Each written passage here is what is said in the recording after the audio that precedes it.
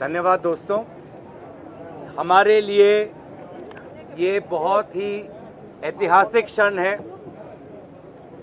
क्योंकि हम दो महान हस्तियों को याद कर रहे हैं। महात्मा गांधी जी, जिनको कांग्रेस दल के अध्यक्षता की जिम्मेवारी लेते हुए 100 वर्ष संपूर्ण हुए, और साथ ही साथ सरदार वल्लभ भाई पटेल जी को हम याद करते हैं, क्योंकि इस वर्ष उनकी 150वीं जन्म जयंती की ये ऐतिहासिक ये वर्ष है।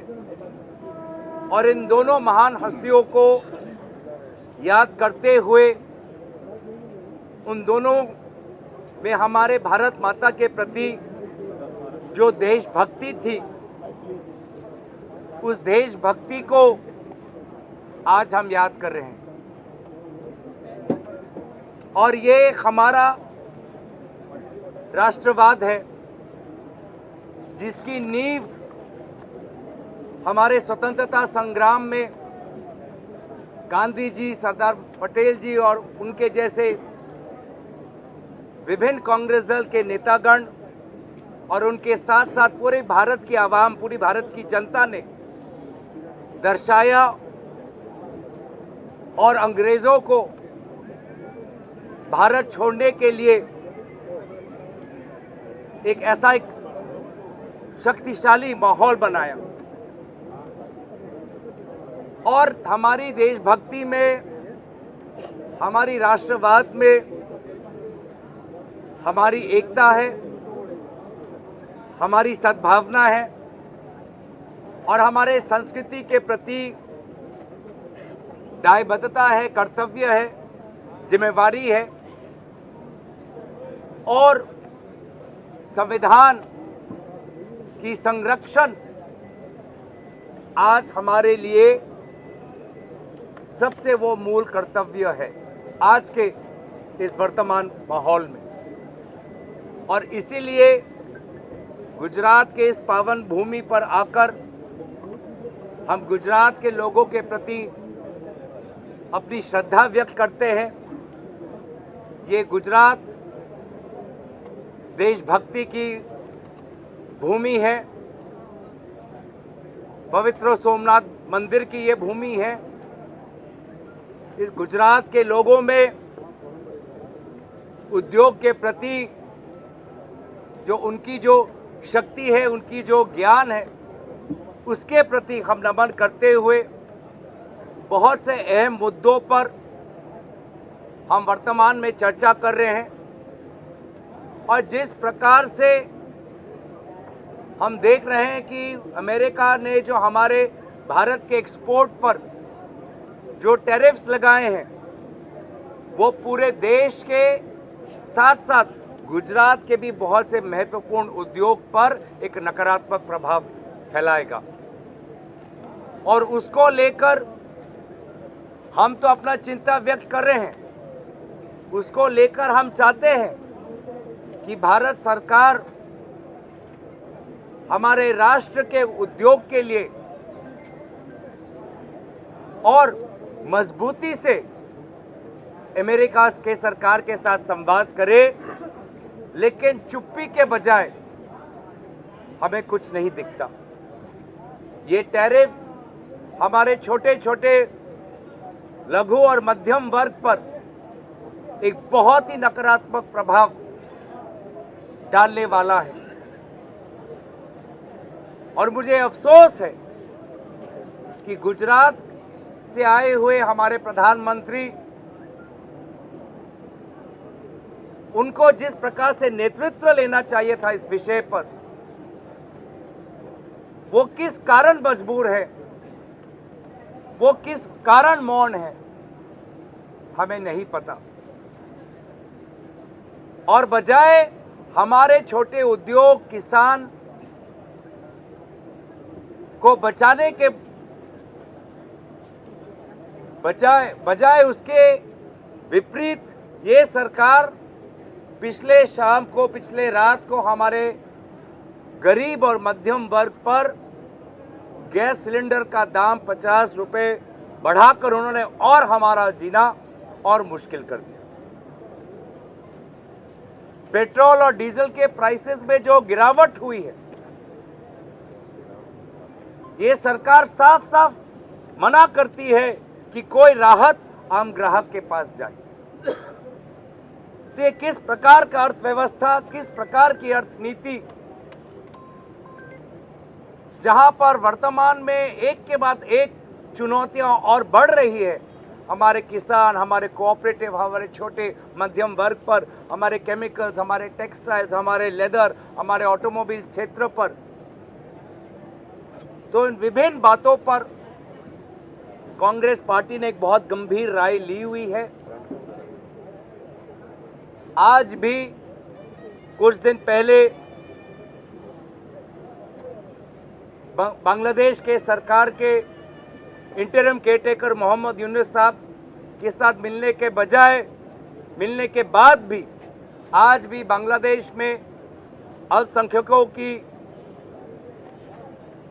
जो उनको एक सुरक्षा मिलनी चाहिए, वो ना मिलने के कारण हम बहुत चिंतित हैं। और जो सरकार जो अपने आप को विश्वगुरु और जो सरकार कहती है कि प्रधानमंत्री के कारण विश्व में हमारी ताकत बढ़ चुकी है, हम ना बांग्लादेश के मामले में कुछ सकारात्मक काम कर पाए हैं, ना अमेरिकन टैरिफ्स को लेकर कोई सकारात्मक काम कर पाए हैं, ना हमारा पड़ोसी देश चीन के साथ कोई हम सकारात्मक काम कर पाए। तो बहुत से अहम मुद्दों पर हमारी बात हो रही है और मुझे पूरा विश्वास है कि इस ऐतिहासिक कांग्रेस वर्किंग कमेटी से अहमदाबाद से आने वाले समय के लिए एक नया दृष्टिकोण, एक नई आर्थिक परिकल्पना, एक नई सामाजिक सोच, एक नई सांस्कृतिक ढांचा और लोगों में एक नई उम्मीद और जोश उजागर करे। धन्यवाद। गौरव जी, एक सवाल है जी। कुछ दिन पहले राहुल गांधी जी गुजरात आए थे। उन्होंने कहा था कि कुछ नेता कांग्रेस के वो बीजेपी से मिले हुए हैं और उन्होंने शादी वाले घोड़े और रेस वाले घोड़े का भी जिक्र किया था। तो क्या उस पर भी चर्चा हो रही है? कोई कड़ा कदम जो है वो पार्टी कैसे? देखिए, जब राहुल गांधी जी ने एक विचार रखी तो स्वाभाविक है कि उस विचार को हमें पालन करना है, गंभीर रूप से हमें उस पर काम करना है और भविष्य में हम उनके इस विचार के प्रति, हमारी जिम्मेवारी है कि उन्होंने हमारे समक्ष में यह बात रखी तो उनके बातों पर हम कितना आगे बढ़ पाएं, ये हमारी जवाबदेही जिम्मेवारी बनती है आने वाले समय। रिगार्डिंग कोएलिशन, गठबंधन को लेकर के क्या बातचीत हो रही है? किन शर्तों पर रहेगा? क्या वो सहयोगी वर्तमान में भी सहयोगी रहेंगे या अपनी पार्टी को फैलाने के क्रम में जो थोड़ी नाराजगी हो रही है उस पर भी आपकी ध्यान? देखिए, विभिन्न राज्यों में उनकी राजनीतिक परिस्थितियां अलग है। विभिन्न राज्यों में अलग अलग समय पर निर्वाचन होंगे और उन राज्य के नेताओं के साथ विचार विमर्श होगा। तो इसीलिए मुझे लगता है कि हमने निर्वाचन को लेकर, भारत के राजनीतिक व्यवस्था को लेकर हमने बहुत गंभीर बातें रखी हैं। अर्थव्यवस्था और जो वहाँ की जो शिक्षा और स्वास्थ्य की जो प्रणाली है विभिन्न राज्यों में, उसको लेकर हमने अपनी चिंता व्यक्त की है।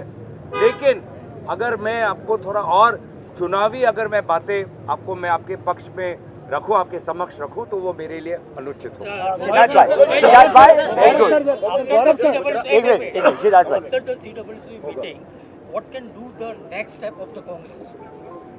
देखिए, जो हमारे आने वाली समय में जो प्रणाली है उसको लेकर हम अभी विभिन्न नेताओं की राय हम ले रहे हैं। सब नेताओं की राय हम ले रहे हैं, अनुभवी नेताओं के राय ले रहे हैं, फ्रंटल ऑर्गेनाइजेशंस क्या चाहते हैं उनके राय ले रहे हैं, जो हमारे भूतपूर्व हमारे मुख्यमंत्री हैं उनके राय हम ले रहे हैं। तो सभी के राय लेते हुए निश्चय ही जब हमारे कांग्रेस अध्यक्ष अपनी बात रखेंगे और उन बातों को हम कल हमारा जो सेशन है उसमें हम रखेंगे तो आपको पूरा का पूरा आपको वहाँ पे स्पष्ट हो जाएगा। गौरव सर, गोगोई सर, आपका एक मिनट गोपाल ये मेरा सवाल आपसे ये है, हर बार सीडब्ल्यूसी जब होती है उसके बाद रेजोल्यूशन आते हैं, तो आज कोई रेजोल्यूशन, जैसे आपने फॉरेन अफेयर्स फॉरेन पॉलिसी की बात करी, इकोनॉमिक पॉलिसी की बात करी, तो क्या इन दोनों को लेकर कोई रेजोल्यूशन आएगा क्या? थोड़ा सब्र रखिए, मैं बस इतना ही कहना चाहूँगा।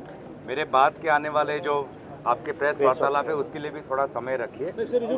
हम विभिन्न मुद्दों पर बात हम कर रहे हैं, पूरा आप सब्र रखिए। कांग्रेस का नेशनवाइड ऑर्गेनाइजेशनल रिवैम्प की बात की जा रही है and that revamp is to begin from Gujarat.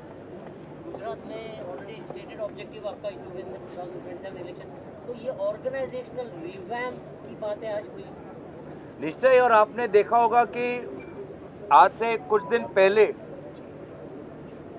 हर प्रदेश के जिला अध्यक्षों के साथ कांग्रेस अध्यक्ष मल्लिकार्जुन खड़गे जी, आदरणीय राहुल गांधी जी ने वार्तालाप की। मुझे लगता है कि बहुत ही ऐतिहासिक कदम हाल ही में हमने दिल्ली में संपूर्ण किया कि पूरे भारत देश में जितने भी ज़िला हैं उन सभी ज़िला अध्यक्षों को विभिन्न समय पर दिल्ली बुलाकर उनकी जो बात थी उन्होंने आदरणीय राहुल गांधी जी के समय के समक्ष रखी और उन्होंने भी अपनी जो बात रखनी थी, विचार परामर्श था, उन्होंने भी सबको दिया। गुजरात में आपका अधिवेशन हो रहा है, गुजरात में सीडब्ल्यूसी, गुजरात में तकरीबन 30 साल से कांग्रेस की सरकार नहीं है। राहुल गांधी ने खुद चैलेंज किया है संसद में कि इस बार भाजपा को गुजरात में हराएंगे। इस मुद्दे को लेकर क्या इस बैठक में चर्चा हुई या कल को चर्चा होने वाली है? किस मॉडल को लेकर आप जब उन्होंने हमारे सामने एक लक्ष्य रख दिया है कि 27 में हमें गुजरात में चुनाव जीतना है और जो अन्याय, नाइंसाफ़ी और एक छोटे वर्ग तक जो प्रगति सीमित हो चुकी है उस नाइंसाफ़ी को तोड़ना है, तो हर अवसर पे हम गुजरात को लेकर बहुत गंभीर है और हर अवसर पर हम अपने बीच में ऐसी हमारा वार्तालाप होता है जो आने वाले समय में गुजरात में हमारी रणनीति को सहयोग करे। Last question that Gopal BBC, Gopal from BBC and then BBC में से जो कांग्रेस के नेता हुए, आपने गांधी की बात की, सरदार साहब की बात की, तो क्या पार्टी अब चिंतित है उस बात से लेकर कि गुजरात में पहले पिछले 3-4 दशक से कोई ऐसा मास लीडर नहीं आया जो आपकी पार्टी को पावर पे ले जाए, जो आपकी पार्टी को लोगों के बीच में ले जाए? देखिए, बारे में राजनीतिक क्या? देखिए, मैंने शुरुआत में ही गुजरात के लोगों का नमन किया, गुजरात की इस पावन भूमि के प्रति अपनी श्रद्धा व्यक्त की और हमारा पूरा विश्वास है कि आने वाले चुनाव में गुजरात के लोग, गुजरात की विवेक शक्ति और गुजरात के लोगों का आशीर्वाद और शुभकामनाएं हमें मिलेंगी। एक बड़ा लक्ष्य कुछ महीने पहले राहुल गांधी जी ने हम सब पर के समक्ष रखा है कि गुजरात को हमें जीतना है और उस गुजरात के चुनाव में गुजरात कांग्रेस अकेला नहीं, पूरा AICC यहाँ पर गुजरात पे आकर गुजरात के कांग्रेस को और ताकतवर बनाएगी और पूरा AICC उस गुजरात के चुनाव को लड़ेंगे। धन्यवाद। Thank you very much. Thank you.